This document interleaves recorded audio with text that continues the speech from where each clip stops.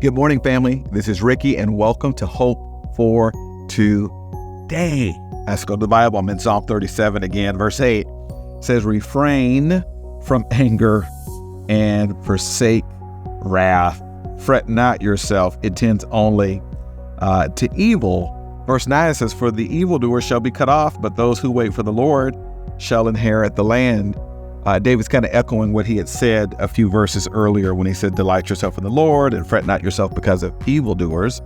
And here he says, refrain from anger and forsake wrath. Bible says in the New Testament, be angry and sin not, which means that it's okay to be angry because God gave us anger as one of the natural emotions to help us navigate our world. Okay? Even God gets angry, so there's nothing wrong with anger. God gets righteously angry at sin and at evil, right? So it's okay for you to be angry. There's nothing wrong with anger. But what the writer here is saying is that if you allow anger to be a guiding motion, as opposed to what God intended it to be an indicative emotion, it can cause trouble in your life. Where am I going?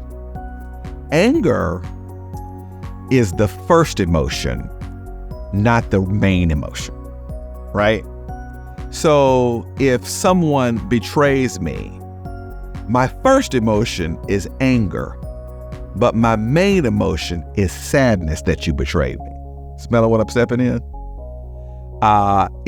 If somebody's about to hit me with a car and I just make it out, my first emotion is anger that you tried to hit me. My main emotion is fear that you almost hit me. So that's what anger is. Anger was not given by God to be the main substantival, constant emotion in your heart and life. It was made to be an indicative emotion that helps you get to a place of processing what your main emotion is. But if you're not careful, Satan will tempt you to flip those, right? Where anger is just where you at all day. And what the writer here is saying is that ain't good for you, boo-boo. That just ain't good to always be angry, to always have wrath. So he says, refrain from it and forsake it. Fret not yourself, it tends only to evil, for the evildoer shall be cut off. And essentially he brings resolve, because some of you are like, I'm angry. I don't know how I'm supposed to stop being angry if it's a natural emotion. Well, David says the reason that you can give up your anger or lay down your anger at the feet of Jesus is because Jesus is going to take care of what you're angry about. Jesus is going to take care of what you're angry about. And here's the crazy thing about God and trusting God and laying down your anger and trusting the way Jesus is going to fix stuff. When Jesus fixes something, it gets shown up fixed, right? Whatever you're thinking about doing through your anger, all it's going to do is make you feel good for like 14.2 seconds. And it still won't be fixed. Why?